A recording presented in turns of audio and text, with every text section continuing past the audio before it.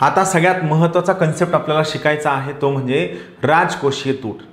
राजकोषीय तूट कळण्यासाठी सगळ्यात महत्त्वाची गोष्ट तुम्हाला इकॉनॉमिक्सचा चार्ट खूप चांगला माहीत असणं अपेक्षित असायला हवी. पहा, राजकोषीय तूट काय डेफिनेशन आहे, काय डेफिनेशन आहे याची डेफिनेशन आहे सरकारची कर्जाची गरज म्हणजे बॉरोइंग रिक्वायरमेंट ऑफ गव्हर्नमेंट. काय आहे? Borrowing requirement of government. मी याला तुम्हाला समजावून सांगतो. त्याच्या अगोदर राजकोषीय तुटीची फॉर्म्युला किंवा डेफिनेशन काय आहे पहा. राजकोषीय तुटीचा फॉर्म्युला आहे एकूण खर्च वजा ब्रॅकेटमध्ये एकूण महसुली कमाई प्लस कर्ज न बनविणारी एकूण भांडवली कमाई. मला माहिती आहे एवढं वाचल्यानंतर काही कळणार नाही, ही फॅक्ट आहे. का? कारण आपण त्याच्या आतमध्ये जात नाही. तर आपले जस्ट लेक्चर सुरू होऊन काही दिवस झालेत, पण मला माहिती आहे एकदा तुम्हाला हे कळायला सुरू झालं की माझे शिकवण्याची सुद्धा गरज पडणार नाही. एवढं इकॉनॉमिक्स सोपं आहे. आणखीन एक गोष्ट, राजकोषीय तुटीलाच आपण वित्तीय तूट सुद्धा म्हणतो. हा शब्द लक्षात ठेवा. बऱ्याचदा पुस्तकामध्ये वित्तीय तूट हा शब्द वापरला जातो. राजकोषीय तूट इंग्लिशमध्ये आपण याला फिस्कल डेफिसिट असं म्हणतो. तर या फिस्कल डेफिसिटलाच आपण काय म्हणतो? वित्तीय तूट हा शब्द सुद्धा वापरतो. चला आपण काय करूया, हा जो फॉर्म्युला आहे आपण हा समजून घेऊया. त्याच्या अगोदर काय करा, राजकोषीय तुटीचा फॉर्म्युला एकदम व्यवस्थित पहा. काय फॉर्म्युला आहे? एकूण खर्च वजा एकूण महसुली कमाई प्लस कर्ज न बनविणारी एकूण भांडवली कमाई. मी काय करतो, मागच्या पेजवर हा फॉर्म्युला सुद्धा लिहितो, आपण समजून घेऊ. पहा, सगळ्यात अगोदर आपण काय पाहूया, आपण हे पाहूया की आपला हा जो अर्थसंकल्प आहे, अर्थसंकल्पामध्ये दोन कॉम्पोनेंट आहेत, बरोबर आहे. काय दोन कॉम्पोनेंट आहेत? एक आहे कमाई आणि दुसरा कॉम्पोनेंट काय आहे? खर्च. दुसरा कॉम्पोनेंट काय आहे? खर्च. आता कमाई दोन प्रकारची. कोणत्या दोन कमाई आहे? एक आहे महसुली कमाई, बरोबर आहे. दुसरी आहे भांडवली कमाई.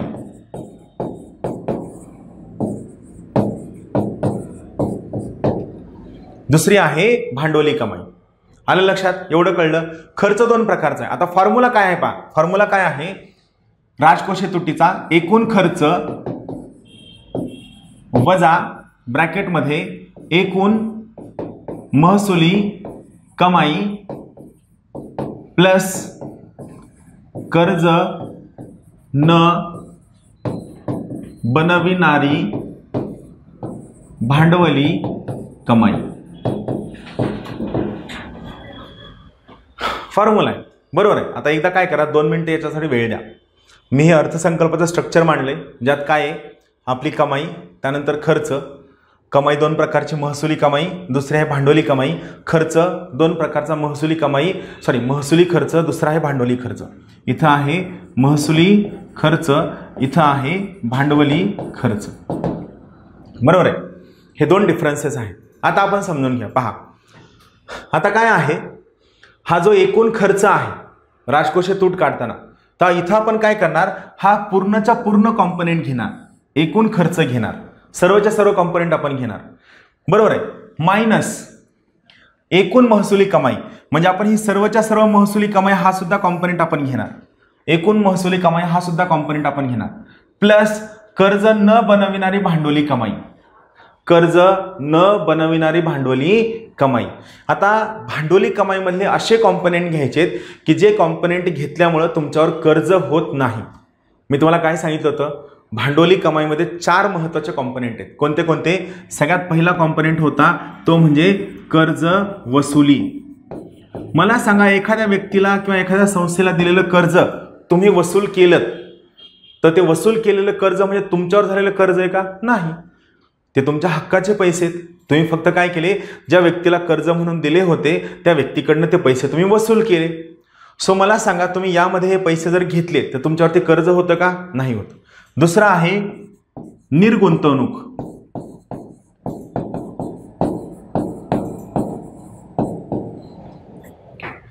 ज्याला आपण काय म्हणतो, डिसइन्व्हेस्टमेंट. समजा एखादी कंपनी आहे, या कंपनीमध्ये कंपनीचे माझ्याकडे 100 शेअर्स आहेत. शेअर म्हणजे कशा साधन आहे, मी शिकवले, मालकीचं साधन आहे. मी ते 100 शेअर्स विकून टाकले. मला सांगा, माझे शेअर्स आहेत मी विकून टाकले, तर माझे शेअर्स विकल्यामुळं माझ्यावर कर्ज होणार आहे का? नाही. बरोबर आहे, कारण मी माझे शेअर्स विकले. हा माझा पेन आहे, हा पेन मी तुम्हाला दिला, तर तुम्हाला पेन दिल्यामुळे माझ्यावर कर्ज होणार आहे का? नाही. तिसरं काय आहे? तिसरं आहे मालमत्ता विक्री. सरकारनं स्वतःची एखादी मालमत्ता विक्री केली, मालमत्ता विक्री, तर मला सांगा यामुळं सरकारवर कोणत्याही प्रकारे कर्ज होणार आहे का? नाही होणार आहे. मालमत्ता विकल्यामुळं सुद्धा कर्ज होणार नाहीये. आणि चौथं काय आहे? इथं वरती लिहितो. चौथं आहे नवीन कर्ज उभारणी.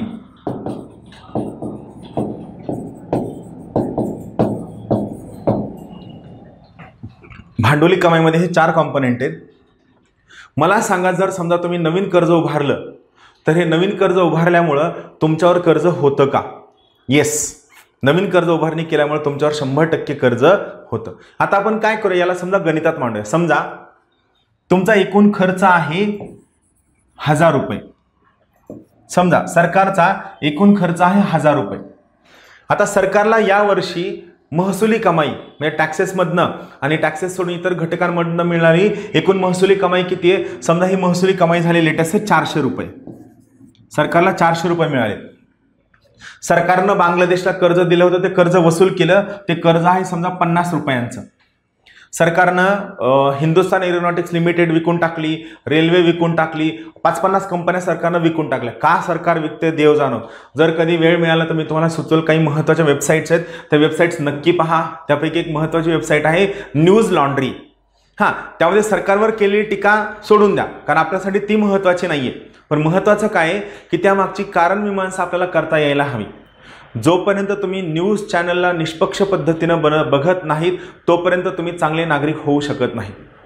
चालेल, ठीक आहे. समजा सरकारनं कंपन्या विकल्या आणि या कंपन्या विकून सरकारला कमाई झाली 100 रुपयांची. आणि सरकारनं समजा बालेवाडी स्टेडियम विकलं आणि बालेवाडी स्टेडियम विकून सरकारला किती कमाई झाली? समजा इथं पण झाली 100 रुपये. बरोबर आहे. आपण नवीन कर्ज उभारणी त्यात घेतो का? नाही. या ज्या खालच्या 3 गोष्टी आहेत, कर्ज वसुली, निर्गुंतवणूक किंवा मालमत्ता विक्री, या 3 घटकांमुळे तुमच्यावर कर्ज बनतं का? नाही बनत. या 3 गोष्टींमुळे तुमच्यावर कर्ज बनत नाही. आलं लक्षात? या 3 गोष्टींमुळे तुमच्यावर बिलकुल कर्ज बनत नाही, हे बेसिक लक्षात ठेवा. पण जर तुम्ही नवीन कर्ज उभारणी केली तर मात्र तुमच्यावर कर्ज बनतं. आता आपण काय करूया, या सगळ्या गोष्टींना आपण राजकोषीय तुटीच्या फॉर्म्युल्यामध्ये टाकूया. चला, काय फॉर्म्युला आहे? एकूण खर्च किती आहे? 1000 मायनस एकूण महसुली कमाई. एकूण महसुली कमाई किती आहे? 400 प्लस कर्ज न बनविणारी भांडवली कमाई. म्हणजे या सगळ्या कॉम्पोनेंट मधली भांडवली कमाईमध्ये 4 मेन कॉम्पोनेंट येतात. या 4 कॉम्पोनेंट मधली फक्त अशी कमाई घ्यायची ज्या कमाईमुळे तुमच्यावर कर्ज बनत नाही. मग मला सांगा, इथं काय काय येईल? कर्ज वसुली. कर्ज वसुलीमुळे तुमच्यावर कर्ज होतं का? नाही. मग तो कॉम्पोनेंट इथे येईल 50 रुपये प्लस निर्गुंतवणूक केली, तुमच्यावर कर्ज होतं का? नाही. प्लस 100 रुपये. मालमत्ता विकली, तुमच्यावर कर्ज होतं का? नाही. प्लस 100 रुपये. बरोबर आहे. 1000 मायनस किती झाले?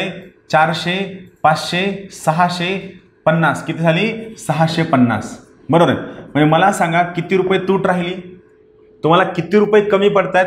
तुम्हाला 350 रुपये कमी पडतायत. आलं लक्षात? तुमचा खर्च आहे 1000 रुपयांचा आणि तुमचा कमाई आहे 650. या कमाईमध्ये मी काय काउंट केलं नाही? तुम्ही जे नवीन कर्ज घेतलं ते मी काउंट केलं नाही. सो तुमचा खर्च 1000 रुपये आहे आणि तुमची कमाई 650 रुपये आहे. यामुळे तुम्हाला सध्या किती रुपये कमी पडतायत? तुम्हाला सध्या 350 रुपये कमी पडतायत. म्हणजे 350 रुपये कुठून आणायचे? ते 350 रुपये तुम्ही कुठून आणणार आहेत? नवीन कर्ज उभारणी करणार आहात. जे तुम्हाला 350 रुपये कमी पडले ना, जी तुमची राजकोषीय तूट आहे, जी तुमची वित्तीय तूट आहे, ही वित्तीय तूट तुम्ही कुठून भरून काढणार आहात? ही वित्तीय तूट तुम्ही नवीन कर्ज उभारणी करून भरून काढणार आहात. म्हणून मगाशी मी तुम्हाला डेफिनेशन सांगितली, राजकोषीय तूट किंवा वित्तीय तूट म्हणजे काय? सरकारची कर्जाची गरज किंवा बॉरोइंग रिक्वायरमेंट ऑफ गव्हर्नमेंट. सरकारला स्वतःचा हा खर्च भागविण्यासाठी आलेला हा सगळा महसूल संपल्यानंतर जे पैसे कर्ज म्हणून घ्यावे लागतात, ते कर्ज म्हणून घ्यावे लागणारे पैसे म्हणजे सरकारची राजकोषीय तूट किंवा सरकारची फायनान्शियल डेफिसिट. आलं लक्षात? हा सगळ्यात सिंपल कन्सेप्ट आहे जो तुम्ही लक्षात ठेवा. Clear? So it is fiscal deficit. चालेल. हा चार्ट एकदा व्यवस्थित लक्ष देऊन बघा, दोनदा तीनदा पहा. आता आपण येऊया, पहा. राजकोषीय तूट, वित्तीय तूट, सरकारची कर्जाची गरज, म्हणजे सरकारचा एकूण खर्च भागविण्यासाठी अवेलेबल रिसोर्सेस जेव्हा पुरत नाहीत तेव्हा जे काही पैसे उरतात त्या उरलेले पैसे सरकार ज्या पद्धतीने मॅनेज करतं त्याला आपण सरकारची राजकोषीय तूट किंवा फिस्कल डेफिसिट हा शब्द वापरतो. सरकारची कर्जाची गरज, बॉरोइंग रिक्वायरमेंट ऑफ गव्हर्नमेंट, एकूण खर्च वजा एकूण महसुली कमाई प्लस कर्ज न बनविणारी भांडवली कमाई, याला आपण फिस्कल डेफिसिट असं म्हणतो. तर इथून पुढे हमेशा लक्षात ठेवा, मी खूपदा राज्यसेवेचे मॉक इंटरव्ह्यू घेत असताना जेव्हा इंटरव्ह्यू 2-2, 3-3 इंटरव्ह्यू दिलेल्या विद्यार्थ्यांना विचारतो की बाबा राजकोषीय तूट किंवा फिस्कल डेफिसिट 2-3 शब्दात सांगू शकशील का, तर 95% लोकांना फिस्कल डेफिसिट माहीत नसतं. ही आपल्या MPSCच्या MCQच्या परीक्षांची शोकांतिका आहे. म्हणून लक्षात ठेवा, विनाकारण PhD करत बसण्या भानगडीत पडू नका. कुणीही पास होतं, जी लोक पाठांतर करतात ती पास होतात. म्हणून थोडं स्पेसिफिक राहा, काय हवंय, कसं हवंय, परीक्षेची काय रिक्वायरमेंट आहे हे समजून घ्या आणि त्या रिक्वायरमेंटला जस्टिस देऊन हळूहळू बारक्या बारक्या गोष्टी पाठ करायला सुरू करा. तुम्ही खूप लवकर आणि खूप सहज पद्धतीनं पास व्हाल. चालेल, राहील लक्षात. 3 शब्दात तुम्ही कसं सांगणार आहेत राजकोषीय तूट? सरकारची कर्जाची गरज, बॉरोइंग रिक्वायरमेंट ऑफ गव्हर्नमेंट म्हणजे फिस्कल डेफिसिट. चालेल. तर महत्त्वाची गोष्ट, सरकार हे कल्याणकारी राज्य असल्यामुळं सरकारला जास्तीचे पैसे खर्च करावे लागतात व यामुळे सरकारची राजकोषीय तूट वाढत जाते. म्हणजे सरकारला जास्त कर्ज घ्यावं लागतं आणि यामुळे सरकारची फिस्कल डेफिसिट किंवा राजकोषीय तूट वाढत जातं. यामुळे लक्षात ठेवा, एक प्रश्न आला होता UPSC प्रिलिम्समध्ये. तो प्रश्न होता, राजकोषीय तूट असणं चांगलं आहे का वाईट आहे? तर इथे लक्षात ठेवा, राजकोषीय तूट असणं हे चांगलं आहे, एका मर्यादेपर्यंत चांगलं आहे का? वाक्य लक्षात ठेवा, एका मर्यादेपर्यंत राजकोषीय तूट ही विकासात्मक असते, जी चांगली असते. परत एकदा सांगतो, एका मर्यादेपर्यंत राजकोषीय तूट ही विकासात्मक असते, चांगली असते. एका मर्यादेच्या नंतर मात्र राजकोषीय तूट चांगली नसते. राजकोषीय तूट वाढणे एका मर्यादेपर्यंत वाढणे चांगले असते, कारण हा विकासात्मक खर्च असतो. काय असतो? हा डेव्हलपमेंटल एक्सपेंडिचर असतो. मात्र एका मर्यादेपेक्षा जास्त जर तुम्ही खर्च वाढवला तर सरळ नुकसान काय होतं? 2 नुकसान होतात. तुमच्या मार्केटमधील महागाई वाढते आणि तुमच्या चलनाचं अवमूल्यन होतं. आणि तिसरा सगळ्यात महत्त्वाचा मुद्दा लक्षात ठेवा, खाजगी क्षेत्राची स्पर्धात्मकता कमी होते.